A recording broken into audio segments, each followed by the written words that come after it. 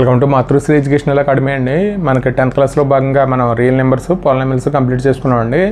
ఈరోజు టాపిక్ వచ్చి మనకి pair of linear equation in 2 variables అండి. అంటే మనకి ఇక్కడ మనకి ఏబీ ఇస్తాడండి. దీంట్లో 8 మార్క్స్ క్వశ్చన్ ఒకటి వస్తుంది.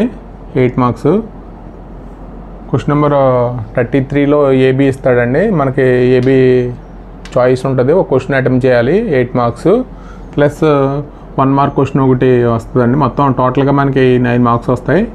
దీని నుంచి మనకి ఒక ఎస్సే వస్తుందండి కంపల్సరీ, గ్రాఫ్.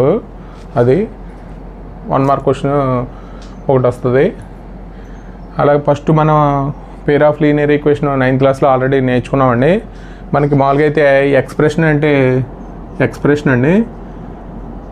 ఎక్స్ప్రెషన్ అంటే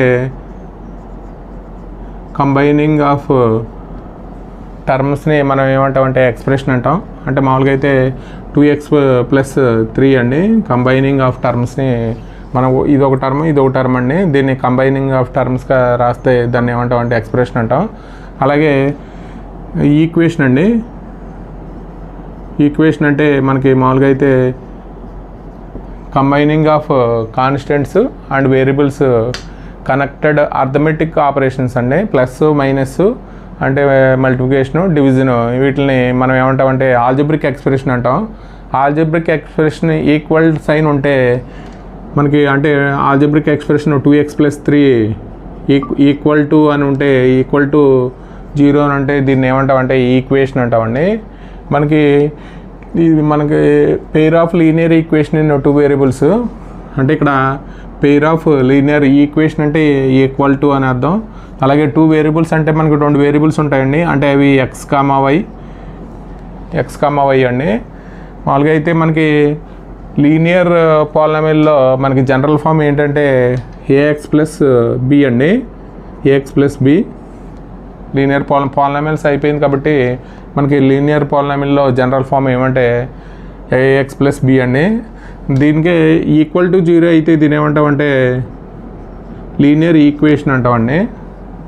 లీనియర్ పాలినామియల్లో జనరల్ ఫామ్ ఏంటంటే ax + b. ఇక్కడ ax + b = 0 అయితే ఈక్వేషన్ అంటాం.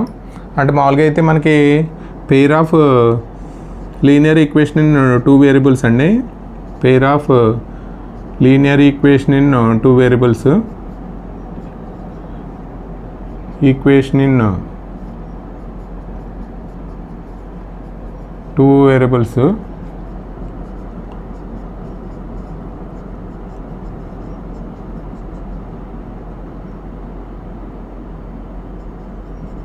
అలాగే మనకి ఇక్కడ లీనియర్ ఈక్వేషన్ ఇన్ 2 వేరియబుల్స్ అండి. దీని నుంచి మనకి ఏం రాయొచ్చు అంటే లీనియర్ ఈక్వేషన్ ఇన్ 2 వేరియబుల్స్ రాయొచ్చు.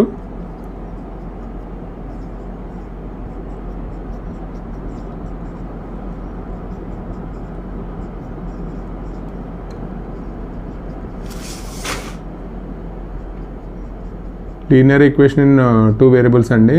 అలాగే లీనియర్ ఈక్వేషన్ ఇన్ 1 వేరియబుల్.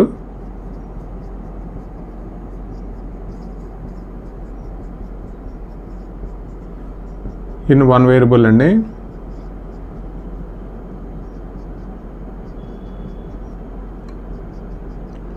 అలాగే మనకి లీనియర్ ఈక్వేషన్ అండి.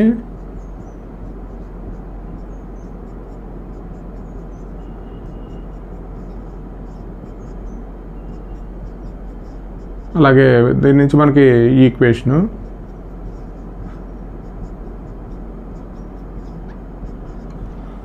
మామూలుగా అయితే మనకి ఈక్వేషన్ అంటే మనం ముందు చెప్పుకున్నామండి.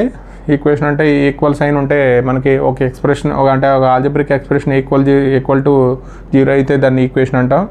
అలాగే లీనియర్ ఈక్వేషన్ అంటే మనకి ఇక్కడ ax + b ఒక వేరియబుల్ ఉండి దానికి పవర్లో డిగ్రీ 1 అయితే దాన్ని ax + b లీనియర్ ఈక్వేషన్ అంటాం. అంటే లీనియర్ ఈక్వేషన్ ఇన్ 1 వేరియబుల్ అండి. ఇది కూడా మామూలుగా అయితే లీనియర్ ఈక్వేషన్ ఇన్ 1 వేరియబుల్. అలాగే లీనియర్ ఈక్వేషన్ 2 వేరియబుల్స్ అంటే xy ఉంటే మనం లీనియర్ ఈక్వేషన్ ఇన్ 2 వేరియబుల్స్ అంటాం. పేర్ ఆఫ్ లీనియర్ ఈక్వేషన్ 2 వేరియబుల్స్ అంటే మనకి 2 లీనియర్ ఈక్వేషన్ తీసుకోవాలి. వాటి యొక్క వేరియబుల్స్ xy కామన్గా ఉండాలండి. అంటే a1x + b1y + c1 = 0, a2x + b2y + c2 = 0 అండి. ఇది పేర్ of linear equation in 2 variables. First మనం ఇక్కడ linear equation in one variable గురించి నేర్చుకుందామండి. అంటే ఈక్వేషన్ ఇన్వాల్వ్స్ వేరియబుల్ డిగ్రీ 1 అయితే దాన్ని ఏమంటామంటే linear equation in one variable అంటాం. అంటే ఒక ఈక్వేషన్లో ఓన్లీ వన్ వేరియబుల్ ఉండి వాటి యొక్క పవర్ డిగ్రీ 1 అయితే దాన్ని ఏమంటామంటే linear equation in one variable అంటాం. అంటే దాన్ని మనం మామూలుగా అయితే 2x + 3 = 0 అండి. అంటే మనకి the linear equation in one variable యొక్క సొల్యూషన్ మనం ఫైండ్ అవుట్ చేయాలంటే the value of variable satisfying the given equation is called మనం ఏమంటామంటే solution of the linear equation అంటామండి. మనకి ఇక్కడ ఈ లీనియర్ ఈక్వేషన్ యొక్క సొల్యూషన్ ఫైండ్ అవుట్ చేయడానికి మనకి the value of variable satisfy the given equation అండి. అంటే మనకి ఇక్కడ మామూలుగా అయితే ఇక్కడ ఎంత రావాలంటే x = 2x + 3 = 0 అయితే x = ఏమవుతుందంటే -3/2 అండి. The value of variable satisfy the given equation అంటే మనకి LHS = RHS ఈక్వల్ అయితే దాన్ని సొల్యూషన్ అంటారు. అంటే x వాల్యూ -3/2 అయితే దీన్ని మనకి solution of the linear equation in one variable అంటారండి. అంటే ఇక్కడ మనం x ప్లేస్లో -3/2 పెడితే ఇక్కడ ఏమవుతుందంటే ఈ 2 క్యాన్సిల్ అయిపోయి మామూలుగా అయితే 0 = LHS = RHS వస్తుంది. కాబట్టి the value of the variable satisfying the given equation is called మనం ఏమంటామంటే సొల్యూషన్ అంటామండి. సొల్యూషన్ ఆర్ రూట్ అంటాం. అలాగే అంటే మనకి ఎవరి linear equation as a only one solution మాత్రమే ఉంటుందండి. అంటే మనకి ఇక్కడ x వాల్యూ ఒకటే వస్తుంది, x = -3/2 అండి. ఇంకే వాల్యూ రావు కాబట్టి ఓన్లీ వన్ సొల్యూషన్ మాత్రమే ఉంటుంది. దీని యొక్క గ్రాఫ్కి ఇస్తే మనకి మామూలుగా అయితే ఒక స్ట్రైట్ లైన్ మాత్రమే ఫామ్ అవుతుందండి. x = -3/2 అంటే మనకి ఇక్కడ పాయింట్లో రాస్తే ఒక వెర్టికల్ లైన్ మాత్రమే ఫామ్ అవుతుంది, ఒక స్ట్రైట్ లైన్. కాబట్టి గ్రాఫికల్ రిప్రజెంటేషన్ కూడా మనకి లీనియర్ ఈక్వేషన్ ఇన్ వన్ వేరియబుల్కి స్ట్రైట్ లైన్ ఫామ్ అవుతుంది. అలాగే linear equation in two variables అంటే మనకి జనరల్ ఫామ్ ఏంటంటే ax + by ఇక్కడ ax + by + c = 0 అండి. ఇక్కడ మనకి వీటిని ఏమంటారంటే ఏబీని కోఎఫిషియెంట్స్ అంటారు. అలాగే వీటిని కోఎఫిషియెంట్స్ అంటారండి. వీటినేమో xyని వేరియబుల్స్ అంటారు, వేరియబుల్స్ అండి. అలాగే దీన్ని cనేమో కాన్స్టెంట్ అంటారండి.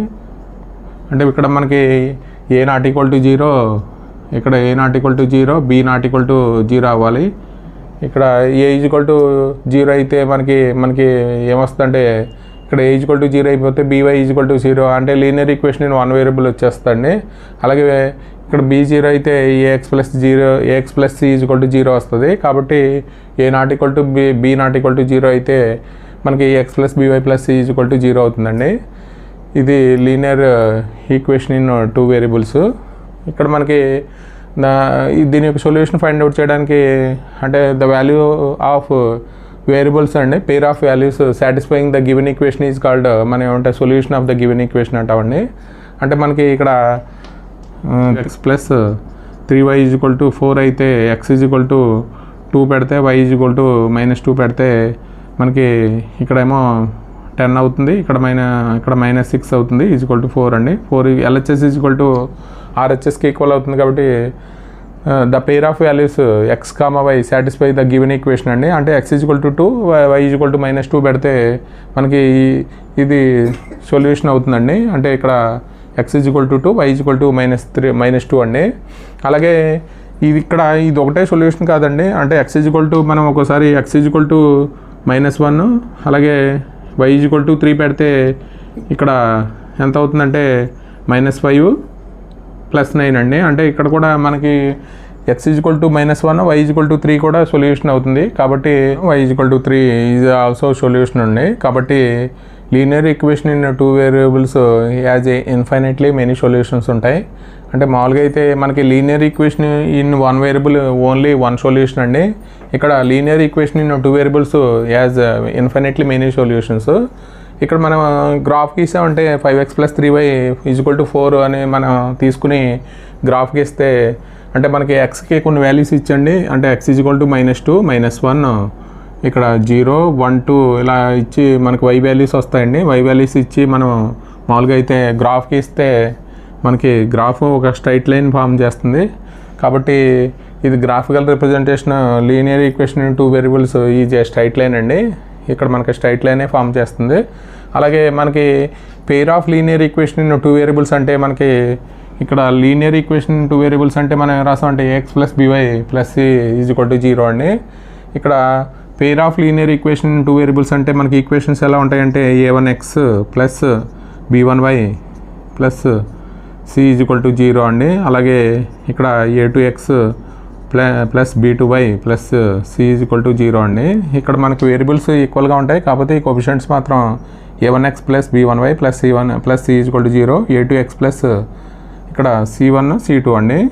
a1x plus b1y plus c1 is equal to 0, a2x plus b2y plus c2 is equal to 0 అండి. ఇది మనకి ఇక్కడ ఇవన్నీ కోఎఫిషియంట్స్ అంటారు. a1 b1 c1 అంటే కోఎఫిషియంట్స్, ఈ కాన్స్టెంట్ అండి. ఇది x కామా y అనేది వేరియబుల్స్ అవుతుంది, ఇది కూడా కోఎఫిషియంట్స్ అంటారు, ఈ కాన్స్టెంట్స్ అండి.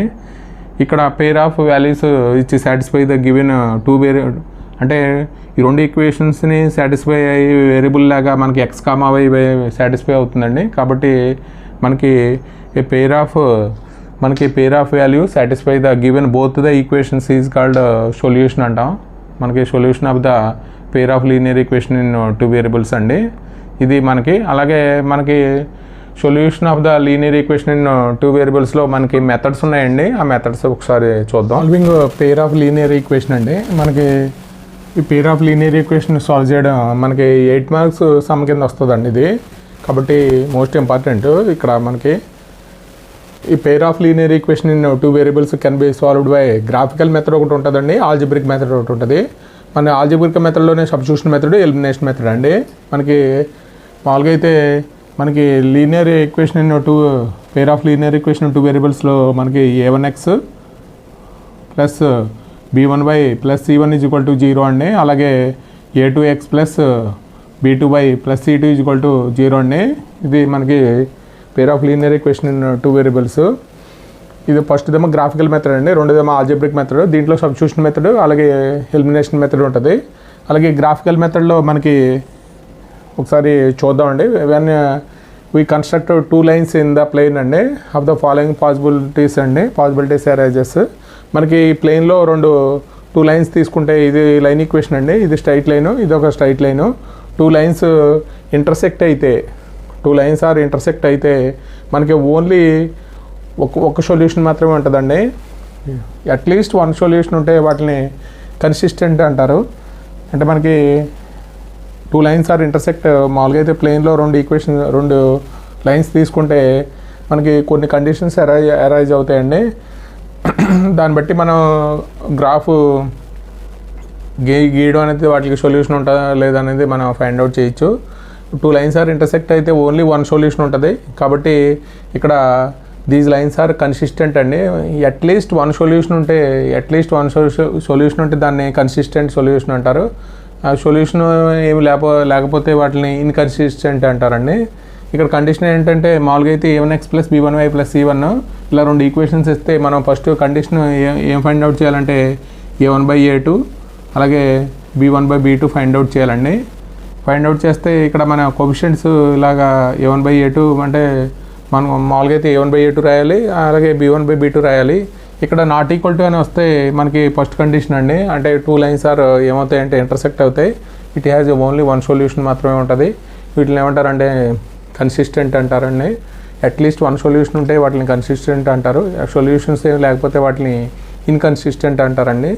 కాబట్టి అలాగే మనం ఇక్కడ a1/a2 not equal to b1/b2 వస్తే ఫస్ట్ కండిషన్ వస్తుందండి. అలాగే రెండో కండిషన్ అండి. తర్వాత మనం కండిషన్ a1/a2 ఇక్కడ b1/b2 ఈక్వల్ టు అయితే మళ్ళీ మనం ఏం చేయాలంటే c1/c2 కూడా చేయాలి. ఇక్కడ c1/c2 నాట్ ఈక్వల్ టు అయితే దీస్ లైన్స్ ఆర్ ప్యారలల్ అండి, ప్యారలల్ లైన్స్ వస్తాయి. It has a no solution అండి. వీటిని మనం ఏమంటామంటే ఇన్కన్సిస్టెంట్ అంటాం. ఇక్కడ మనకి ఇక్కడ first a1/a2 b1/b2 find out చేస్తామండి. ఇక్కడ నాట్ ఈక్వల్ టు అని వస్తే ఫస్ట్ది వచ్చేస్తుంది. 2 లైన్స్ ఆర్ ఇంటర్సెక్ట్ అండి, యూనిక్ సొల్యూషన్ ఉంటుంది, వీటినే కన్సిస్టెంట్ అంటారు. అలాగే మనకి కండిషన్ ఇదండి. అలాగే మనకి తర్వాత ఇక్కడ ఇది రాకపోతే మనకి ఇది వస్తుంది కదండి, a1/a2 = b1/b2 మనం చేస్తాము. చేసిన తర్వాత అగైన్ మనం మళ్ళీ c1/c2 కూడా ఫైండ్ అవుట్ చేయాలి. c1/c2 నాట్ ఈక్వల్ టు అని వస్తే దీస్ లైన్స్ ఆర్ ఏమవుతాయంటే ప్యారలల్ అండి. ప్యారలల్ అయినప్పుడు మనకి నో సొల్యూషను, కాబట్టి నో సొల్యూషన్ కాబట్టి ఇన్కన్సిస్టెంట్ అవుతుంది. అలాగే these lines are coincident a1/a2 అండి, a1/a2 అలాగే b1/b2 = c1/c2 ఈక్వల్ అయితే ఏమైతే అంటే కోఇన్సిడెంట్ లైన్స్ అవుతుందండి. It has infinitely many solutions ఉంటాయి. దీస్ లైన్స్ ఆర్ కన్సిస్టెంట్ అండి, డిపెండెంట్ లైన్స్. ఇది మనకి solving pair of linear equation in 2 variables అండి. మనకి దీంట్లో గ్రాఫికల్ మెథడ్ ఉంటుంది, అలాగే సబ్స్టిట్యూషన్, ఎలిమినేషన్ మెథడ్ అండి. ఇక్కడ గ్రాఫికల్ మెథడ్ మనకి 8 మార్క్స్ క్వశ్చన్లో ఎక్కువ ఇస్తాడండి. అంటే క్వశ్చన్ నెంబర్ 33 ఏబిలో మనకి చాయిస్ ఉంటుంది, ఏబి ఉంటుందండి, దాంట్లో క్వశ్చన్ రాయాలి మనం. కాబట్టి కంపల్సరీ మనకి 8 మార్క్స్ క్వశ్చన్ కింద మనకి గ్రాఫే ఇస్తాడండి.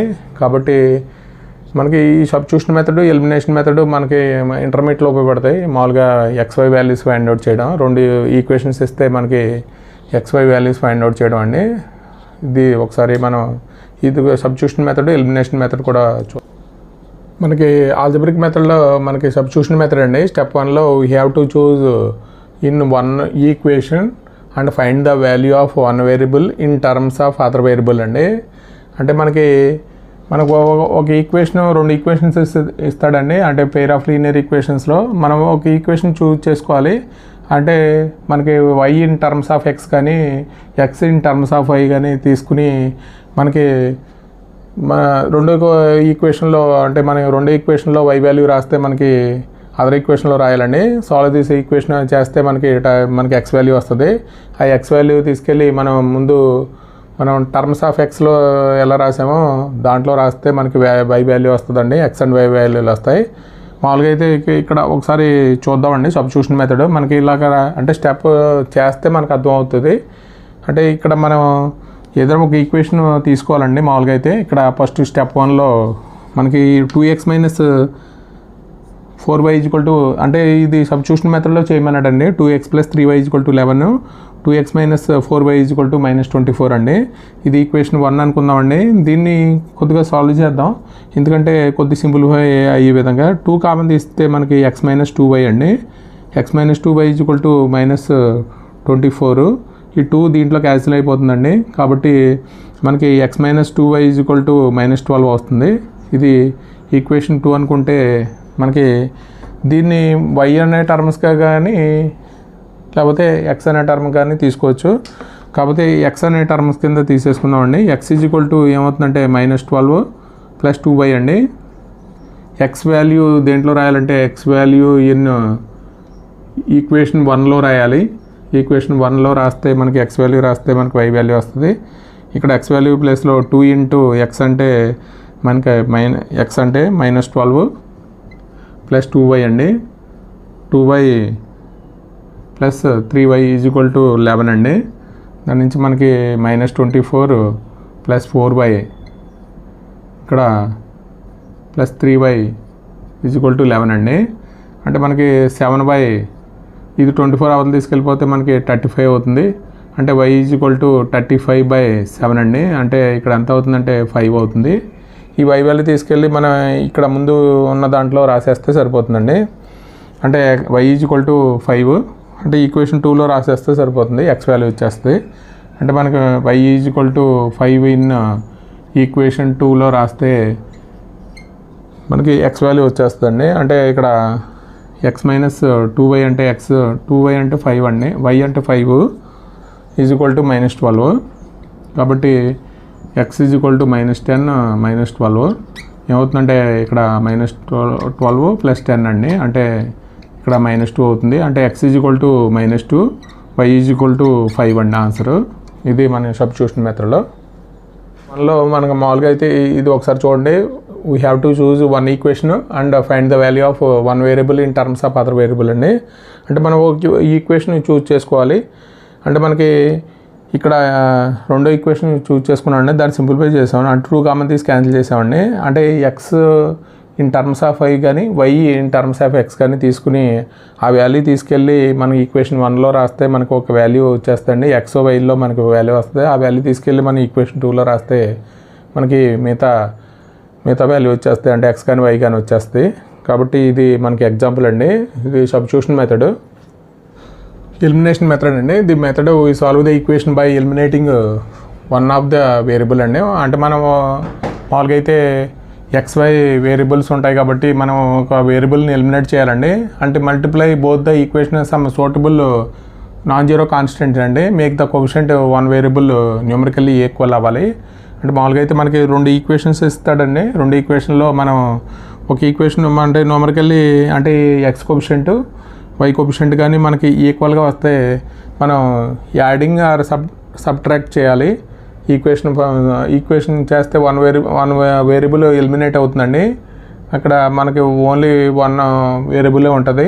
అప్పుడు మనం 1 వేరియబుల్ ఉంటే ఆ 1 వేరియబుల్ని తీసుకెళ్ళి మనం ఈక్వేషన్ 1లో రాస్తే మనకి ఎక్స్ వాల్యూ వస్తుందండి.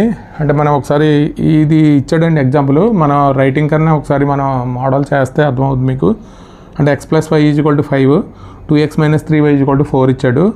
ఇప్పుడు మనం దీన్ని ఎక్స్ కోఎఫిషియంట్ కానీ వై కోఎఫిషియంట్ కానీ మనం ఈక్వల్గా వచ్చే విధంగా చేసుకోవాలి.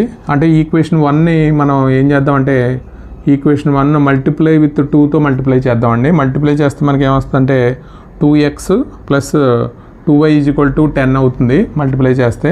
ఇది ఈక్వేషన్ 1 అండి. అలాగే 2x మైనస్ అదే ఈక్వేషన్ 1 ఆల్రెడీ రాసాం కాబట్టి 2x - 3y = 4 అండి. ఈ రెండు మనం ఏం చేద్దామంటే మైనస్ చేద్దాం. అంటే మైనస్ చేస్తే ఏమవుతుందంటే ఇక్కడ సైన్స్ మారుతాయి కాబట్టి ప్లస్ అయిపోతుందండి, ఇక్కడ మైనస్ అవుతుంది. ఈ రెండు క్యాన్సిల్ అయిపోతాయండి. అప్పుడు ఏమవుతుందంటే 5y అవుతుంది, ఇక్కడ 6 అవుతుంది. అంటే y = 6/5 అండి. y = 6/5 వాల్యూని మనం ఎక్కడ రాయాలంటే ఈక్వేషన్ 1లో రాయాలి. అంటే y = 6/5 ఇన్ ఈక్వేషన్ 1లో రాస్తే మనకి x + 6/5 = 5 అండి. అంటే మనకి x = 5 అవతల తీసుకెళ్ళిపోతే ఏమవుతుందంటే ఇక్కడ ఎల్సిఎం కట్టేస్తే మనకి ఏమవుతుందంటే 25 - 6/5 అండి. అంటే ఎంత అవుతుందంటే 19/5 అవుతుంది. అంటే మనకి ఇక్కడ x వాల్యూ ఏమో 19/5, అలాగే y వాల్యూ ఏమో 6/5 అండి. ఇది ఆన్సరు మనకి. అంటే మనకు ఒక 2 ఈక్వేషన్స్ ఇస్తాడండి. అంటే మనకి ఎక్స్ కోఎఫిషియంట్ కానీ వై కోఎఫిషియంట్ కానీ మనం ఈక్వల్గా ఉండాలంటే దాన్ని ఒక నాన్ జీరో కాన్స్టెంట్తో మల్టిప్లై చేస్తే మనకి ఈ రెండు ఇక్కడ ఎక్స్ కోఎఫిషియంట్ ఈక్వల్ అయిందండి. కాబట్టి మనం ఏం చేసామంటే సబ్ట్రాక్ట్ చేసాం. ఒకసారి యాడింగ్ చేయవలసి వస్తుంది, ఇక్కడ ఒకసారి సబ్ట్రాక్ట్ చేయవలసి వస్తుంది. మనం సబ్ట్రాక్ట్ చేస్తే ఎక్స్ క్యాన్సిల్ అయిపోతుందండి, వైలో టర్మ్ వస్తుంది. వై వాల్యూ తీసుకెళ్ళి మనం ఒరిజినల్ ఈక్వేషన్ 1లో రాస్తే మనకి ఎక్స్ వాల్యూ వస్తుందండి, XY వాల్యూస్. ఇది మనం ఎలిమినేషన్ మెథడ్ అంటారండి. చాలా ఈజీ మెథడ్ ఇది మనకి పేర్ ఆఫ్ లీనియర్ ఈక్వేషన్కి సంబంధించి కాన్సెప్ట్ అండి. మనకి ఎక్కువగా ఇక్కడ 1 మార్క్ క్వశ్చన్ వచ్చి చాలా ఈజీగా ఉంటుందండి. అలాగే 8 మార్క్స్ వచ్చి మనకి గ్రాఫ్ మెథడ్ మీద ఉంటుంది. అంటే గ్రాఫ్ మెథడ్లో మనం ఇంటర్సెక్ట్ అయినప్పుడు ఓన్లీ 1 సొల్యూషన్ ఉంటే దాన్ని కన్సిస్టెంట్ అంటాము. కండిషన్ ఏంటంటే a1/a2 ≠ b1/b2 అండి. అలాగే మనకి రెండోది అయితే ప్యారలల్ లైన్స్ అయితే నో సొల్యూషన్ అండి. అంటే దీని కండిషన్ ఏంటంటే a1/a2 = b1/b2 ≠ c1/c2 అండి. అలాగే కోఇన్సిడెంట్ లైన్లో అయితే ఇన్ఫైనైట్ సొల్యూషన్స్ ఉంటాయి. ఇన్ఫైనైట్ సొల్యూషన్స్ ఉంటే కండిషన్ ఏంటంటే a1/a2 = b1/b2 = c1/c2 అయితే కోఇన్సిడెంట్ లైన్స్ అవుతున్నాయి. ఇన్ఫైనైట్లీ మెనీ సొల్యూషన్స్ ఉంటాయి. వీటిని కన్సిస్టెంట్ అంటారండి. కాబట్టి మనకి గ్రాఫ్ గురించి కూడా మనం ఒక వీడియో చేద్దామండి. అంటే మనకి 8 మార్క్స్ కంపల్సరీ 33లో AB ఇస్తారు కాబట్టి గ్రాఫ్ మనకి వాల్యూస్ ఎలా తీసుకోవాలి ఏంటనేది ఒకసారి మనం గ్రాఫ్ మెథడ్లో కూడా మనం అంటే మనకి ఇక్కడ నుంచి ఎక్సర్సైజ్ 3.1 స్టార్ట్ అవుతుందండి. అది మనం నెక్స్ట్ వీడియోలో చూద్దాం. వీడియో కనుక నచ్చితే మీ ఫ్రెండ్స్కి షేర్ చేయండి, లైక్ చేయండి, సబ్స్క్రైబ్ చేయండి. Thank you for watching this video.